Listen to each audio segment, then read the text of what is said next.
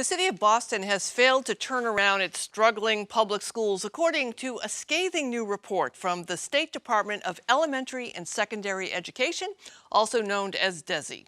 The report describes a system plagued by, quote, entrenched dysfunction, which has, quote, failed to effectively serve its most vulnerable students, carry out basic operational functions, and address systemic barriers to providing an equitable, quality education.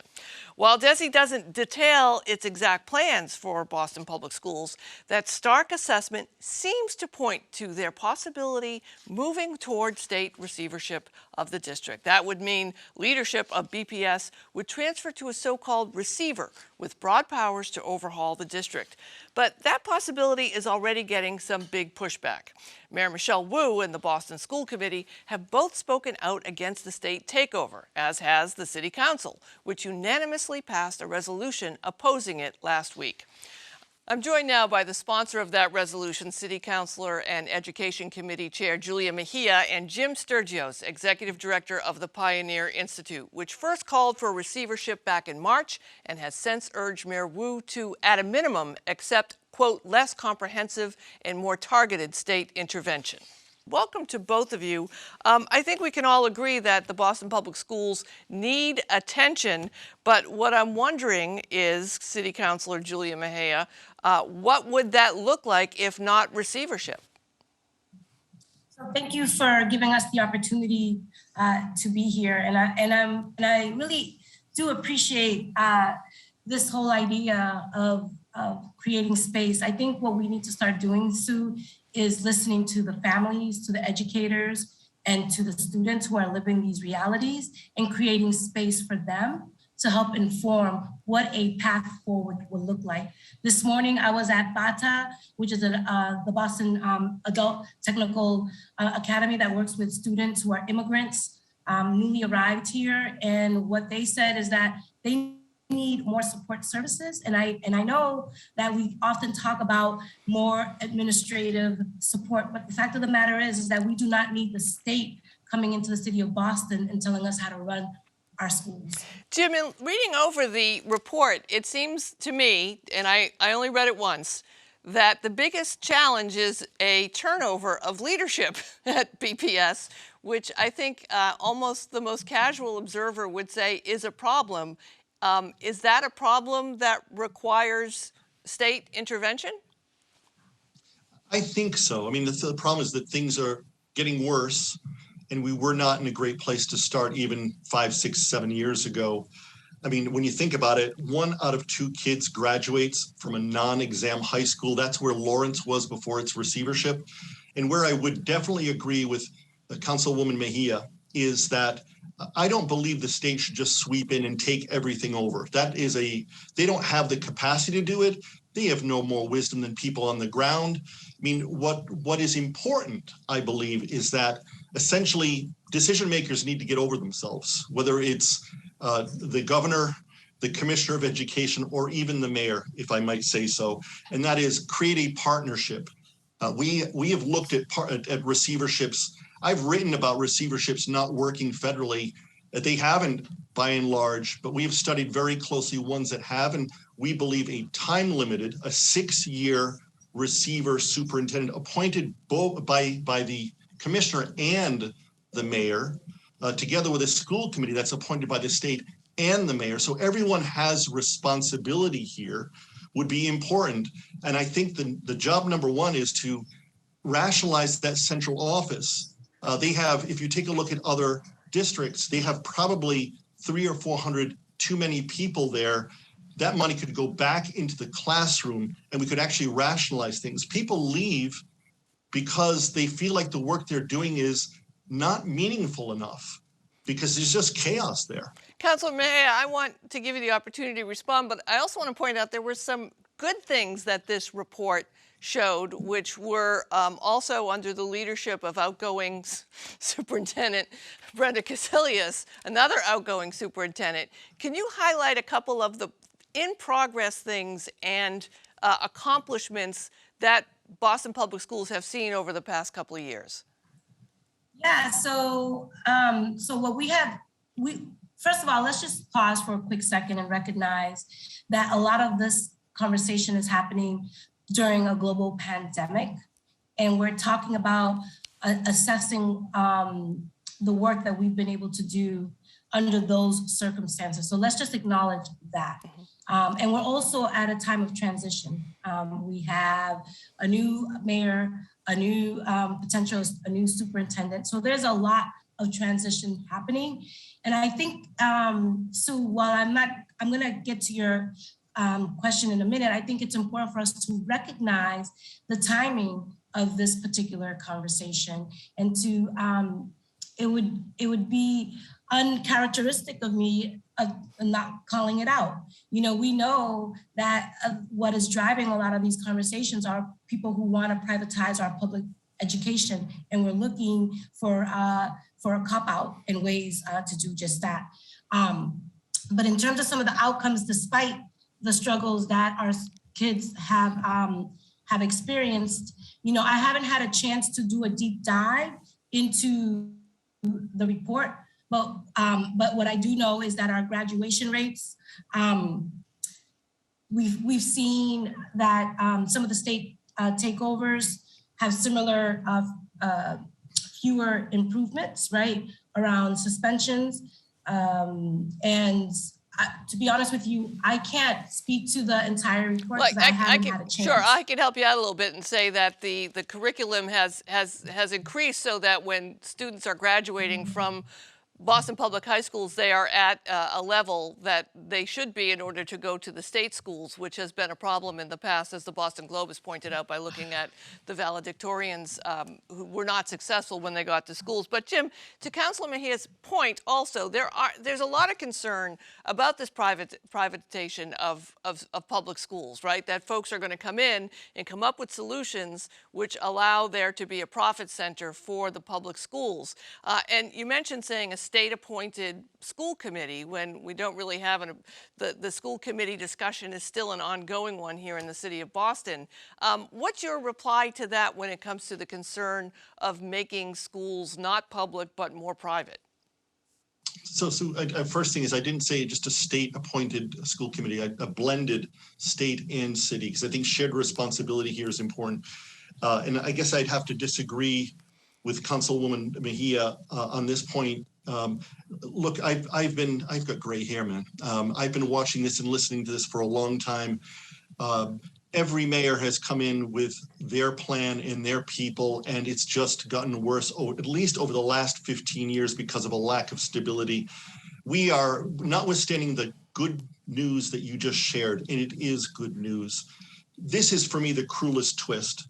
Still 29 years after education reform was passed here and billions of dollars was spent, and I don't begrudge a dollar of it, $26,000 per student in Boston is spent.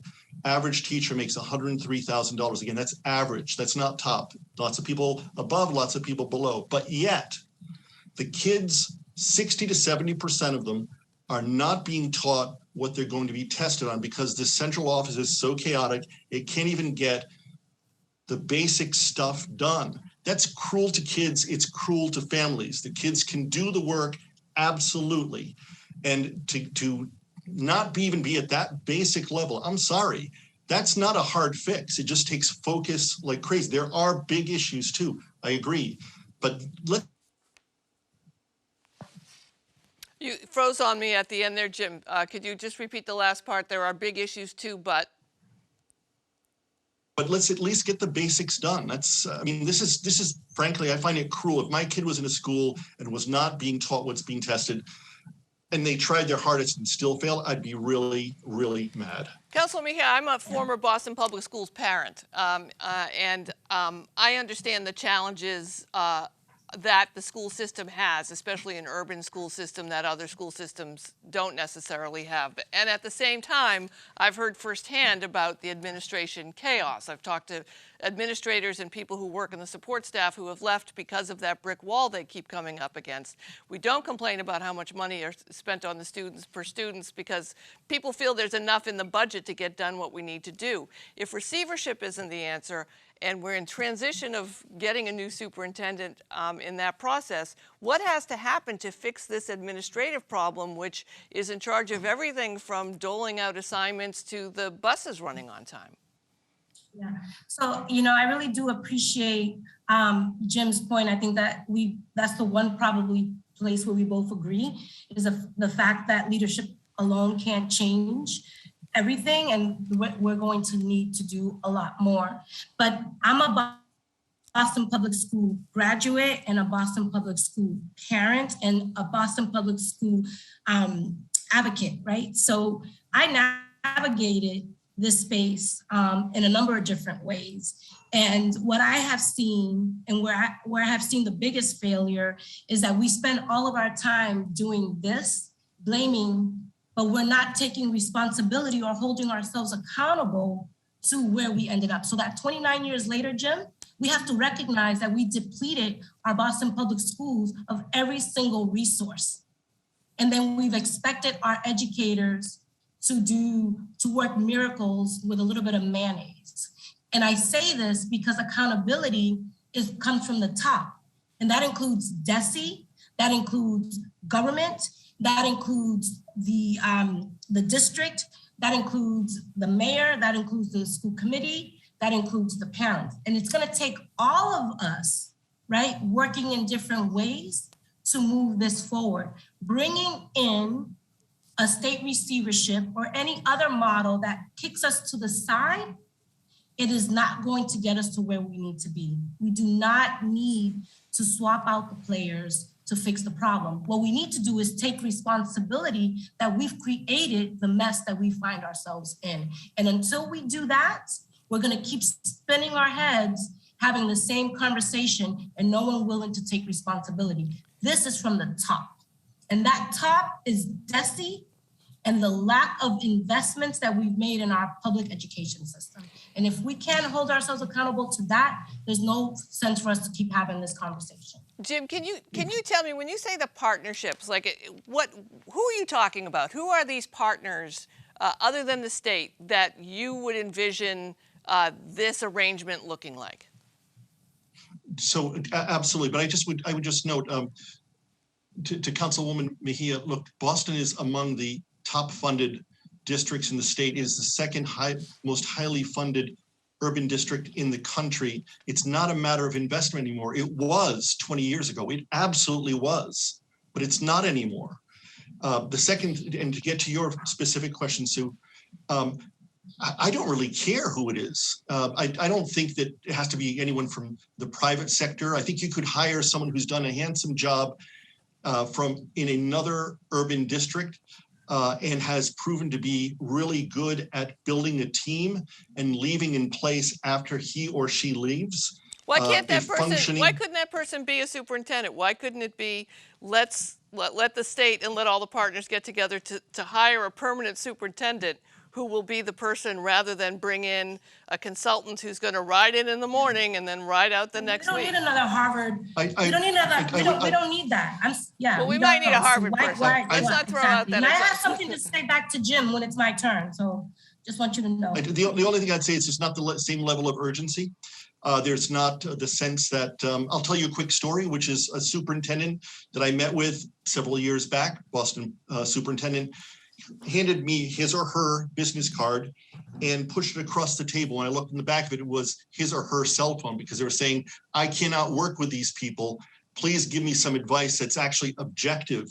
I mean, it is, they're not going to be able to fix that without some urgency that's applied through outside endeavors. That's Councilor, the challenge is, of course, that the superintendents have had a very difficult time working within the system. So it would be, a dream to have a superintendent come in who could do that.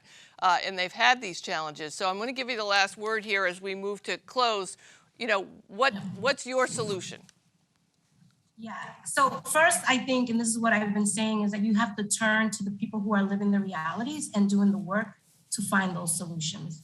We don't need consultants. We don't need think tanks coming in and telling us what to do, and the real answers lie on the people who are living the realities. That's number one. Number two, Jim, I just wanted to in regards to the amount of dollars, I mean, it's not about more money and more resources. You also have to take into account that we're looking at MCAS scores. We're looking at the way accountability is measured. You're always changing the game, right? And making it harder for kids who are vulnerable and live in these realities, right? So you have to also recognize that the way the system has been created has been designed specifically to fail us. Councilor, I'm gonna have to leave it there. I appreciate both of you joining me, Councilor Julia Mejia and Jim Stergios. I appreciate this conversation. I'm sure we'll be having more of it, so we don't have to leave it all on the table today. Thank you so much for joining us. Same here. Thanks so much.